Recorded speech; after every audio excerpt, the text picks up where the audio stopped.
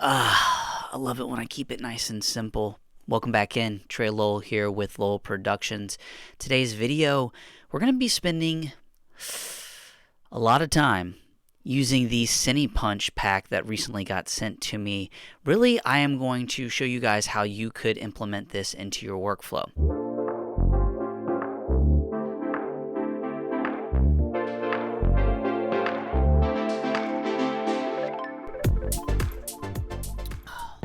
Alright, so now that we've gotten an opportunity to go ahead and just talk about the CINEPUNCH pack, probably makes more sense to hop up in Final Cut and give you guys an understanding of how it functions. Let's go ahead and hop up into effects. So we're going to go to the roughly middle right here, clicking on effects.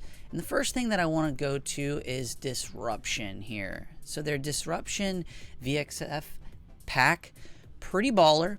Now to kind of give you a run through on the glitch and grunge kind of effect that you have, basically you're just going to come over here to our effects, and as long as we have our actual footage that we want to apply the effect to clicked, you can then come over here and highlight it and get a little bit of a glimpse of how it's going to function on that footage. But let's say we're looking at this, we're looking at grunge 7, glitch grunge number 8, and we're like, boom, I like glitch grunge number 8. So we can either drop and drag, or you could just double click. Now, once you have put that on top of your footage, we're going to make our way up to the top right over here. You can see clicking right there, and that's going to open up the ability to have full range of our effects. Now, sometimes this can be hidden, so it can either say show or it can say hide, but we've got it open. Now, let me just give you guys a little bit of insight into a lot of these LUTs and these effects that you're going to put on here. My recommendation is apply it and then kind of reduce it. Because one thing that you're going to want to kind of, when adding these effects and things of this nature, is you still want to make the audience aware that the effect is there, but you don't want to overdo it to the point where it's distracting. So our current effect, it's just a little intense. As we like play it back, it looks cool, but it's overwhelming, and a lot of it has to do with the jitters and things like that. So we're going to come over here to the top right where our effects are, and we're just going to start turning down a lot of the opacity, the grunge react, and this is going to be where personally you're going to have to come in here, like the glitch saturate, turn that down quite a bit. Glitch mix, probably turn that down a handful. Also lens grunge opacity, turning that down probably to like 15 or 20%, and you can start to see that now the effect is a little bit more natural and it's not too distracting. And we're going to stay in that disruption pack or little folder, and we're going to come all the way down to VHS effect. Now the reason that I come to this VH effect is this is something I feel like recently you see on YouTube, you see on Instagram. Everyone wants to make it look old school, like it was shot on an old camcorder or something like that. This is a drop and drag little effect that you're going to be able to do that too. So we're going to go to this grungier, darker footage real quick, and we're going to come here. We're going to do double click, boom. And now when we come over to our footage, you can now see that it's old school and looks like it was shot on an old camcorder. Woohoo, cool. It actually is kind of cool. It's just a style a lot of people like. And similar here, we're going to go back up to the right, or top right, and we're going to come to the effects, and we are going to start experimenting quite a bit with what we want to do here. Frame 1. Okay. Frame 1 off. So that gives us the ability to make it either full screen or that camcorder look. We've got the ability, opacity, be able to kick up and goof around. Turn down VHS. Number 6 is currently what's dominating this. So we're going to turn it down a little bit. Also heavy static, VHS overlay scale. Nope. Command Z to go back to where you would like. VHS beta max sharpen, we'll turn that down just a little bit. And then yeah, you can see there that we have the VHS effect if my computer will actually run smoothly. So one little note, depending on your computer, depending on your RAM, This does typically run pretty smooth. Right now, it's actually just needing to render real quick. So that's one thing to just keep in mind with a lot of these effects, especially as you start to apply more and more.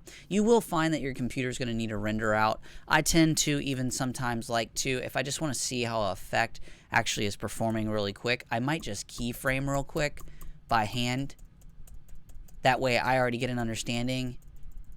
And if I do it fast enough, it's almost like watching it. Because if I hit the playback button, oh, there it goes. It's working nice. To show you guys how that particular plugin would look on some different footage, we're really just going to hit Command C, which is for Command Copy, and then we're going to come over to our gym footage.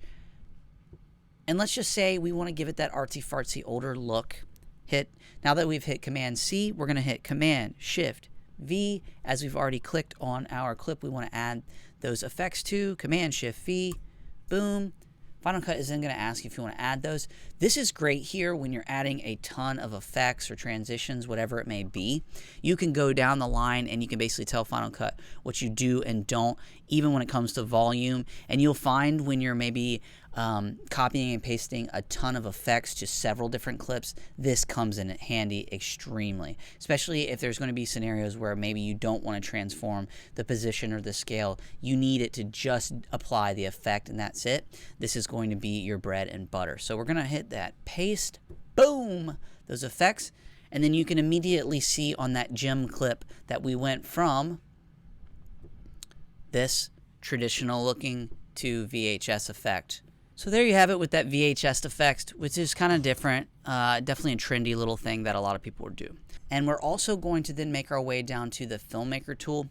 Really, we'll brush over this really quick. And let's put it on some different footage here. Got some ISS Vanguard footage that I recently did. I don't know. It's also been trendy to do 8mm, 16mm grain. A lot of people like grain to kind of make their footage not look so digital. So you do have the ability quickly to dump that on there, which is going to be a nice little effect. We also have some film damage here. We've got fine film scratch. We've even got lens grime, which I kind of like this one, so we'll go ahead and double click, adding that to our footage.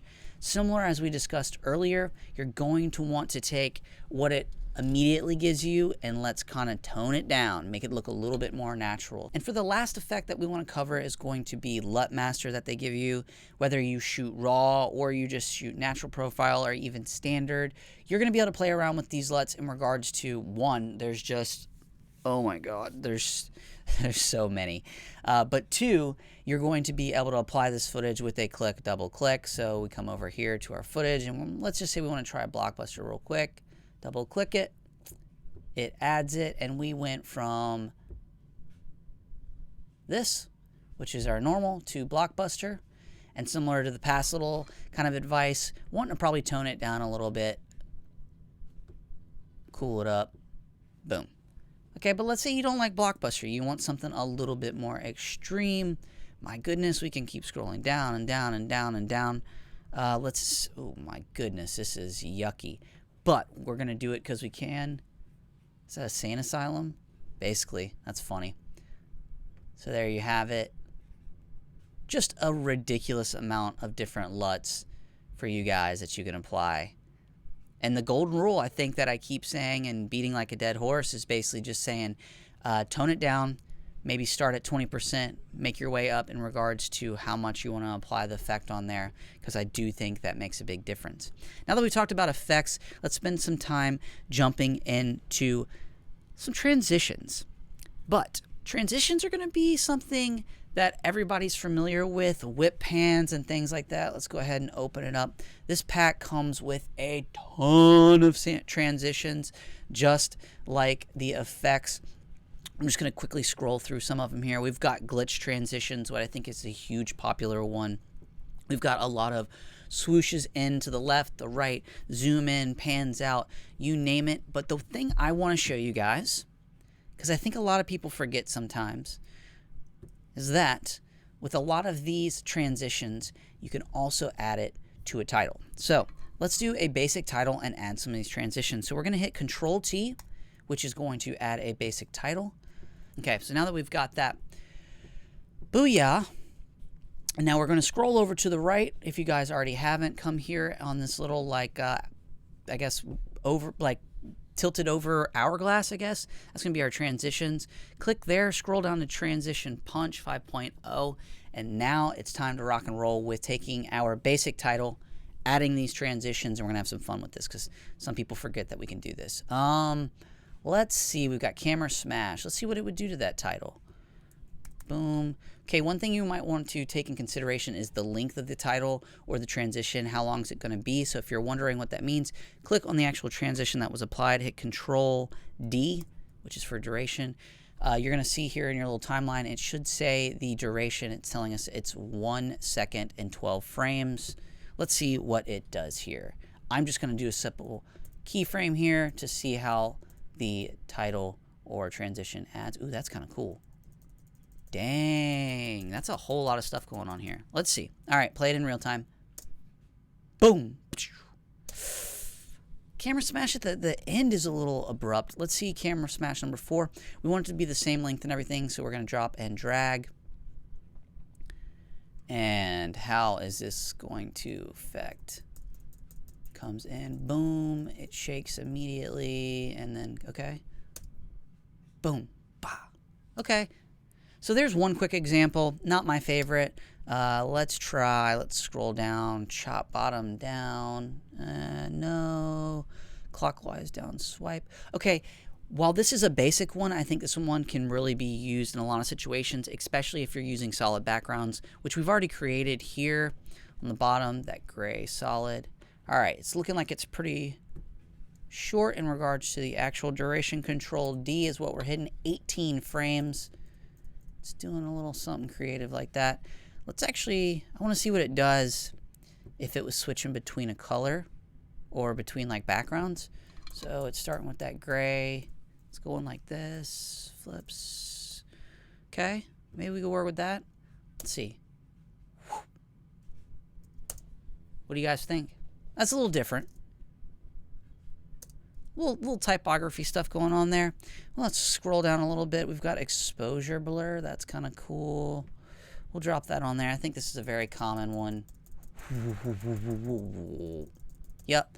So I like it. Maybe it's a little too long. Control D. 1 second. Let's maybe do 15 frames. And if you're wondering how I did that, we just clicked on the actual transition, Control D, and then on your numbers, I just literally hit 1, 5 for 15 frames. I don't know if that's something you guys know, but maybe you do, maybe you don't. Boom, we're playing it back. I kind of like that. So there we go. Okay, but let's say you want a little bit more movement in that title. Let's scroll on down. We got come down and now try film reel down. Okay, this looks a little interesting here. Now, it's definitely got a little bit more of length here. It says it's 2 seconds and 10 frames. Let's make it 120. Okay. Now, see, that's going to be one that I think many of us could probably find ourselves using, especially if you're doing some kind of like Instagram or some quick, like you want there to just be some language that's moving around. So, boom, let's have some fun. And then, I don't know, we're going to hit blade tool here, which is just by hitting B. We're going to get rid of that. And then we're going to do another transition where maybe we transition it to some different language. So we're going to take that exact same language, click it, hit Alt, because we want to duplicate it. That way we can come here and let's have some fun with another transition, or with another transition. Boom. Come here, double click, make uppercase. I know I'm doing this fast, guys, but any of those that want to follow or you feel like I'm going too fast, I just recommend hitting pause, going back, and kind of redoing what you see. Because I can't leave all of this in here. This video would just take way too long. Okay, so we've got that. We like that. Now we're going to come down here to flip flop. See a transition between the two. Boom. Boom.